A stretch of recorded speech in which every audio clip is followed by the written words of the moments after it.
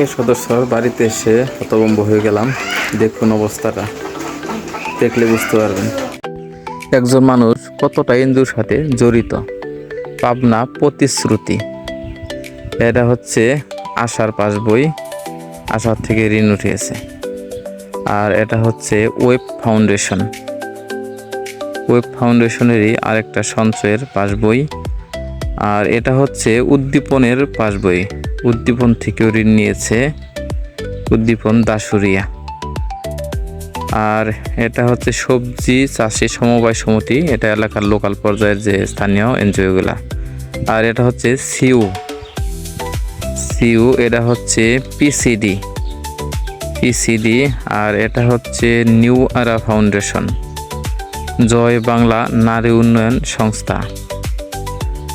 আর এটা রোগীর ছাড়পত্র, এটা না, এটা কোনো পাসবই নয়, রোগীর ছাড়পত্র। আর এটা হচ্ছে গ্রামীণ ব্যাংক, এটা হচ্ছে আশা, এটা হচ্ছে ওসাকা, সাজেদা ফাউন্ডেশন, এটা হচ্ছে ঋণ পাসবই MMS এর সম্ভবত বুড়ো বাংলাদেশ, এটা হচ্ছে বুড়ো বাংলাদেশের আরেকটি পাসবই। সর্বশেষ হচ্ছে সিদ্বীপ, আমাদের সুনামধন্য বিশ্বের ইতিহাসের সর্বশ্রেষ্ঠ প্রতিষ্ঠান সিদ্বীপ।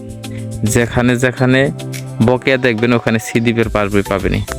মোট 16টি প্রতিষ্ঠান থেকে এই আপা ঋণ উঠিয়েছে।